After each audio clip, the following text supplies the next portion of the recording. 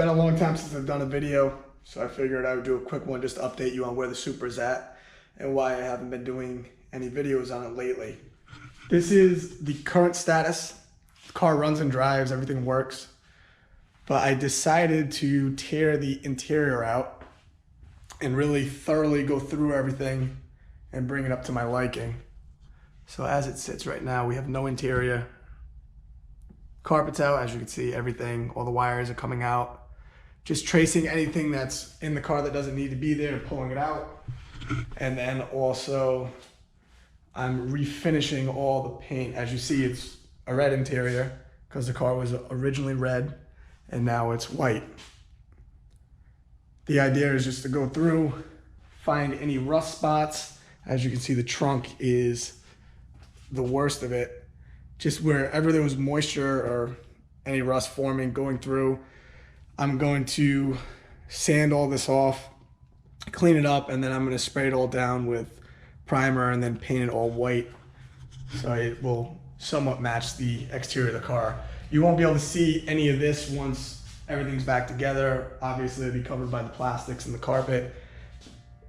So just as far as getting the paint to match and all that, I'm not really too concerned with it. I just want it to be at least white, and it's not really a matter of the color preference. It's more of just cleaning it, getting all 18 years worth of crap out of the car that doesn't need to be there, any dust, any debris, any moisture, and then also just go through and clean up any rust spots and put down a good primer and a good coat of paint just to preserve the metal so there's no issues down the road.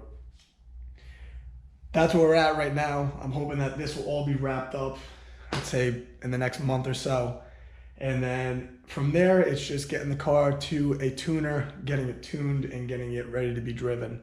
And once it gets tuned, then I'll start to get to have fun with the car. I'm gonna keep everything just about the way it is now. The only thing I am gonna change is I'm gonna shrink this intake down from this massive intake back to a stock intake. The reason for that is the turbo on it is a 69 mil, and I'm not building boost until about 5,500, 6,000 RPM. And I want the car to be able to build boost around 45 to 5,000. So changing this out will hopefully give me a little bit better boost response. And then if that doesn't do the trick, then I'll be looking to downsize the turbo slightly, or just switch it from the current setup to a ball bearing turbo and go with a precision billet wheel with the 7-blade technology. Those show to be a lot more responsive. I don't know how responsive this is supposed to be. This is a billet wheel bog water that's on here now. I don't have too much experience with I don't have too much experience with bog water turbos.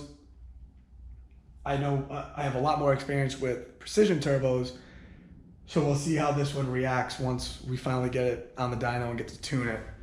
But once that's done, we'll have to make a trip to the drag strip, see what it does for a quarter mile on the setup. I also do want to get it out to one of the half-mile events this year before the end of the year, so whether that be down in Miami or up in Ocala.